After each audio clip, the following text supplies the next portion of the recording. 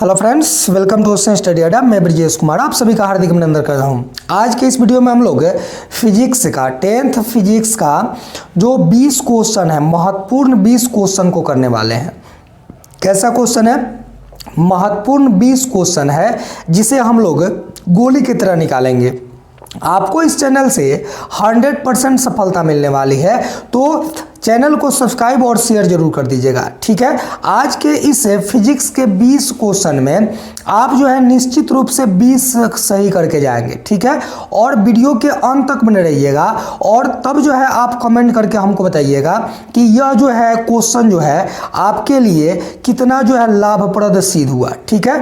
हमने जो है VBI क्वेश्चन को सिलेक्ट किया हुआ है जो कि एग्जाम में बार बार पूछे गए हैं, ठीक है। तो आप इसे देख करके बताइए कि आपको यह वीडियो कैसा लगा, कमेंट करके जरूर बताइएगा। चलिए स्टार्ट करते हैं।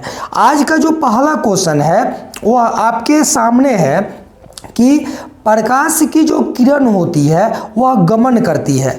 प्रकाश की जो किरण होती है वह गमन करती है, सीधी रेखा में गमन करती है, टेढ़ी रेखा में गमन करती है, किसी भी दिशा में नहीं करती है, किसी भी दिशा में करती है या इनमें से कोई नहीं। आपको कमेंट करके बताना है। तो देखिए इसका जो सही आंसर होगा, देखिए जो प्रकाश की किरण होती है वह हमेशा सीधी रेखा में गमन करती है, अतः इसका ऑप्शन नंबर ए सही हो जाएगा, ठीक है। चलिए अगला क्वेश्चन आप देखिए। अगला क्वेश्चन है प्रकाश का वेग जो होता है वह न्यूनतम होता है। प्रकाश का जो वेग होता है वह न्यूनतम होता है, यानी सबसे कम किस में होता है? ऑप्शन नंबर ए है निर्वात में, बी जल में, सी है वायु में और डी है कांच में।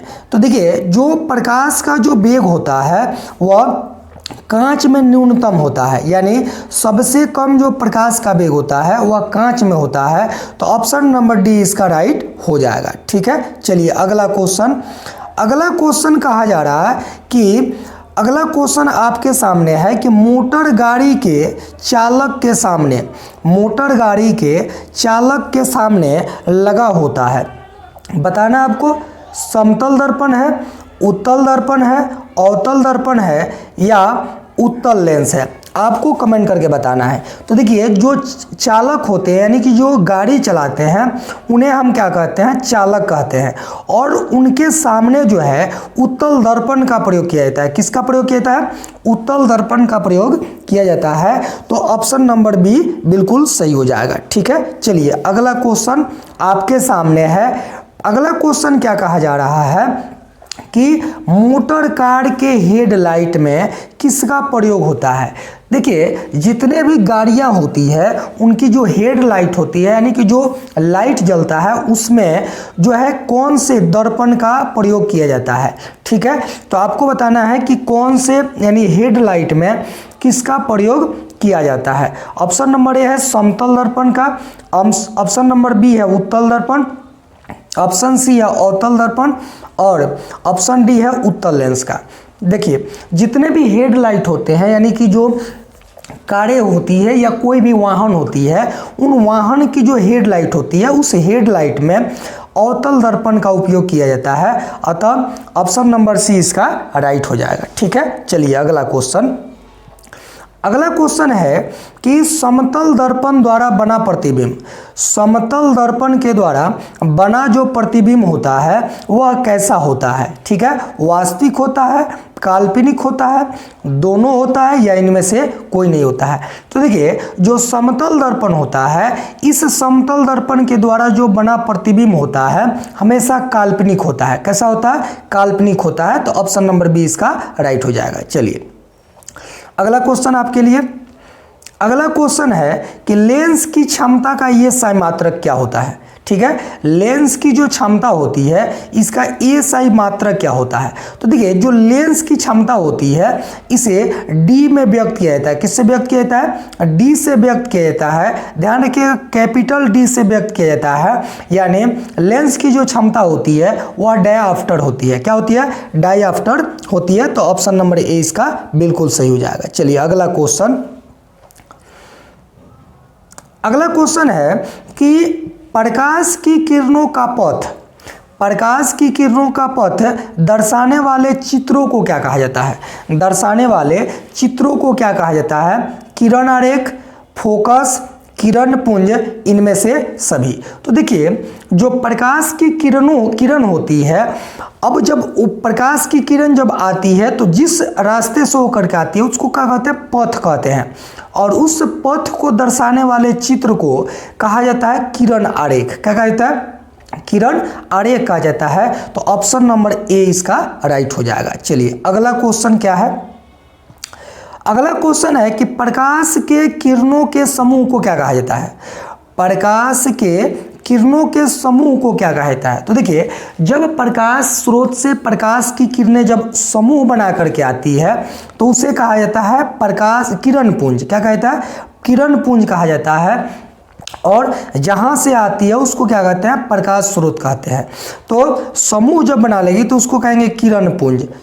तो इसका ऑप्शन नंबर बी राइट हो जाएगा। ठीक है, कमेंट करके जरूर बताइएगा वीडियो आपको कैसा लग रहा है। ठीक है, और साथ ही साथ अपने दोस्तों के पास शेयर भी जरूर कर दीजिएगा। ठीक है, चलिए अगला क्वेश्चन आपके लिए है। अगला क्वेश्चन है उत्तल लेंस की जो क्षमता होती है, उत्तल लेंस की क्षमता होती है कैसी होती है? उत्तल लेंस की क्षमता कैसी होती है?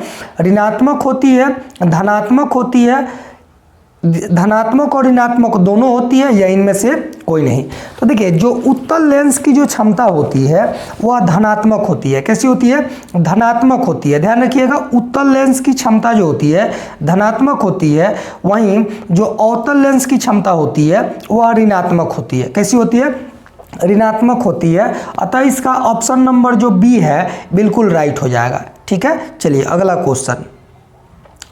अगला क्वेश्चन आपके सामने है कि अवतल लेंस की जो क्षमता होती है वह होती है, यानी अवतल लेंस की जो क्षमता होती है वह कैसी होती है? ऋणात्मक होती है, धनात्मक होती है, दोनों होती है, या इनमें से कोई नहीं? तो देखिए जो उत्तल लेंस की क्षमता है वह होगी धनात्मक, अवतल लेंस की जो क्षमता होगी वह होगी ऋणात्मक। क्या होगी? ऋणात्मक होगी। अतः इसका जो सही आंसर होगा ऑप्शन नंबर ए राइट हो जाएगा। ठीक है, चलिए अगला क्वेश्चन आपके लिए। उत्तल लेंस को क्या कहा जाता है? उत्तल लेंस को क्या कहा जाता है? बताना आपको कि उत्तल लेंस को क्या कहा जाता है। अभिसारी लेंस कहा जाता है, द्वि उत्तल लेंस कहा जाता है, अपसारी लेंस कहा जाता है, या इनमें से कोई नहीं? तो देखिए जो उत्तल लेंस होता है उसे अभिसारी लेंस कहा जाता है, जबकि अवतल लेंस को अपसारी लेंस कहा जाता है। अब भुलाना नहीं है आपको, एग्जाम में जो है बहुत बार कंफ्यूज कर दिया हुआ है कि उत्तल लेंस को कहा जाता है, तो उत्तल लेंस को अभिसारी लेंस और अवतल लेंस को अपसारी लेंस। तो इसका जो राइट आंसर होगा ऑप्शन नंबर ए सही हो जाएगा। ठीक है, चलिए अगला क्वेश्चन आपके लिए है अवतल लेंस को कहा जाता है। देखिए अवतल लेंस को कहा जाता है, अभी आपको बताया कि अवतल लेंस को अपसारी लेंस जबकि उत्तल लेंस को अभिसारी लेंस कहा जाता है। तो इसका जो राइट आंसर होगा ऑप्शन नंबर सी हो जाएगा। ठीक है, चलिए साथ ही साथ आप बताइएगा वीडियो आपको कैसा लग रहा है, कमेंट करके हमको जरूर बताइएगा। ठीक है, चलिए अगला क्वेश्चन आपके लिए है। अगला क्वेश्चन आपके सामने है कि निम्न में कौन सा पदार्थ लेंस बनाने में प्रयुक्त नहीं होता है? निम्न में कौन सा पदार्थ लेंस बनाने में प्रयुक्त नहीं किया जा सकता है? आपको बताना है जल का, कांच का, प्लास्टिक का, मिट्टी का। तो देखिए जो लेंस बनाने में प्रयुक्त नहीं होने वाला पदार्थ है वह मिट्टी है। क्या है? मिट्टी है। अतः इसका राइट जो आंसर होगा ऑप्शन नंबर डी हो जाएगा। ठीक है, चलिए अगला क्वेश्चन आपके लिए।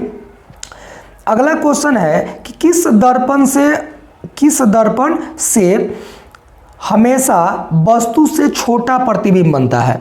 किस दर्पण से हमेशा वस्तु से छोटा प्रतिबिंब बनता है? समतल दर्पण, उत्तल दर्पण, अवतल दर्पण, या इनमें से कोई नहीं? तो देखिए जो वस्तु से छोटा प्रतिबिंब है वह उत्तल दर्पण के द्वारा बनता है। किसके द्वारा बनता है? उत्तल दर्पण के द्वारा बनता है। यानी छोटा बनेगा उत्तल दर्पण के द्वारा और बड़ा बनेगा अवतल दर्पण के द्वारा। किसके द्वारा? अवतल दर्पण के द्वारा। आपसे यहाँ पूछा जा रहा है छोटा प्रतिबिंब प्राप्त किससे होता है? तो ऑप्शन नंबर बी इसका बिल्कुल राइट हो जाएगा। चलिए अगला क्वेश्चन। अगला क्वेश्चन है कि किस दर्पण से वस्तु का प्रतिबिंब, किस दर्पण से वस्तु का बड़ा प्रतिबिंब बनता है, यानी वो कौन सा दर्पण है जिससे वस्तु का बड़ा प्रतिबिंब बनता है। तो अवतल दर्पण जो होता है वह वस्तु का प्रतिबिंब बड़ा बनाता है, जबकि उत्तल दर्पण जो वस्तु का प्रतिबिंब बनता है छोटा बनाता है। तो इसका ऑप्शन नंबर जो बी होगा बिल्कुल राइट हो जाएगा। ठीक है, चलिए अगला क्वेश्चन क्या है। अगला क्वेश्चन है कि प्रकाश के परावर्तन के कितने नियम हैं। प्रकाश के परावर्तन के कितने नियम हैं। तो देखिए प्रकाश के परावर्तन के दो ही नियम हैं। कितने नियम हैं? दो ही नियम हैं।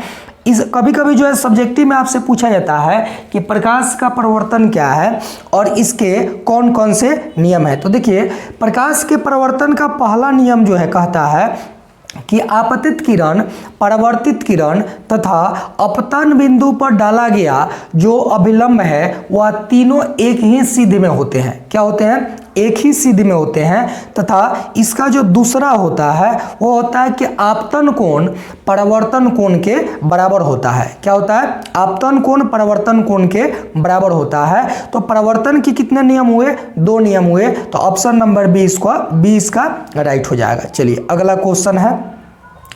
अगला क्वेश्चन है कि जब प्रकाश की किरण हवा से कांच में प्रवेश करती है तो वह मुड़ जाती है। तो देखिए जब हवा से कांच में प्रवेश करेगी तो यह एक नियम काम करता है कि जब किरण हवा से कांच में प्रवेश करती है तो वह अभिलंब की ओर मुड़ जाती है। किधर मुड़ जाती है? अभिलंब की ओर मुड़ जाती है। तो अतः यहाँ पे ऑप्शन दिया हुआ है अभिलंब से दूर भागेगी, अभिलंब के निकट आएगी, अभिलंब के समानांतर चलेगी, इनमें से कोई नहीं। तो देखिए ना तो समानांतर जाती है और ना ही अभिलंब से दूर होती है, बल्कि अभिलंब के निकट आ जाती है। तो ऑप्शन नंबर इसका बी बिल्कुल राइट हो जाएगा। ठीक है, अगला क्वेश्चन क्या कहा जा रहा है कि फोटोग्राफी कैमरा का अभिदृश्यक होता है। ठीक है, जो फोटोग्राफी कैमरा होता है उस फोटोग्राफी कैमरा का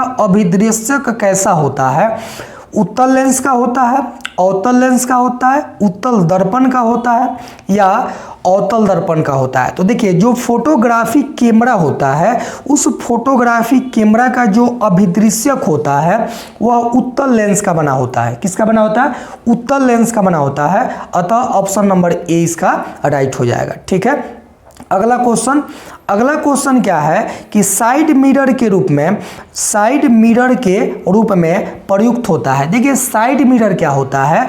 जो गाड़ी होती है, यानी गाड़ी के जो पीछे देखने के लिए, बैक साइड देखने के लिए वहाँ एक शीशा लगा होता है, उसे हम कहते हैं साइड मिरर। क्या कहते हैं? Side mirror. तो आपसे पूछा जा रहा है कि साइड मिरर में किसका प्रयोग किया जाता है, यानी उसमें जो लगा होता है शीशा वह किसका होता है? अवतल दर्पण का होता है या उत्तल दर्पण का होता है या उत्तल लेंस का होता है या प्रिज्म का होता है? तो देखिए जो साइड मिरर होता है वह साइड मिरर का प्रयोग जो है उसमें, यानी साइड मिरर में जो है उत्तल दर्पण का प्रयोग किया जाता है। अतः ऑप्शन नंबर बी इसका राइट हो जाएगा। ठीक है, चलिए अगला क्वेश्चन है कि परावर्तन के नियम से निर्धारित होता है। तो देखिए अभी आपको बताए थे कि परावर्तन के नियम से निर्धारित क्या होता है कि आपतन कोण परावर्तन कोण के बराबर होता है। तो यहाँ देखिए दिया हुआ ऑप्शन नंबर बी में कि परावर्तन कोण अपवर्तन कोण के बराबर होता है, यानी आपतन कोण परावर्तन कोण के बराबर होता है और आपतन कोण विचलन कोण के बराबर होता है। तो देखिए जो दूसरा नियम इसका दूसरा जो है वो कहता है कि आपतन कोण परावर्तन कोण के बराबर होता है। तो ऑप्शन नंबर इसका ए बिल्कुल राइट हो जाएगा। ठीक है, चलिए आपको वीडियो कैसा लग रहा है आप जरूर कमेंट करके बताइएगा। और साथ ही साथ जो है अगर आप चैनल पर नए हैं तो प्लीज़ चैनल को सब्सक्राइब करके और बेल आइकन को जरूर दबा दीजिएगा। और साथ ही साथ अगर आप इसका नोट्स अगर प्राप्त करना चाहते हैं तो दिए गए व्हाट्सअप नंबर पे जो है आप निश्चित ही मैसेज करके आप इसका ये नोट्स प्राप्त कर सकते हैं। 9934790834 ये जो है व्हाट्सअप नंबर है। इस व्हाट्सअप नंबर पे आप मैसेज करके और नोट्स को प्राप्त कर सकते हैं। और साथ ही साथ अगर मेरे टेलीग्राम चैनल से आप जुड़ना चाहते हैं तो टेलीग्राम चैनल से जुड़ने के लिए वीडियो के डिस्क्रिप्शन बॉक्स में लिंक दिए गए हैं, इस लिंक के द्वारा जो है आप टेलीग्राम चैनल पे जुड़ सकते हैं। ठीक है, मिलते हैं अगले वीडियो में। थैंक्स फॉर सभी लोगों को। और आप लोग कैसे हैं और आप लोगों को यह वीडियो कैसा लगा जरूर कमेंट करके हमको बताइएगा। ठीक है, चलिए ओके।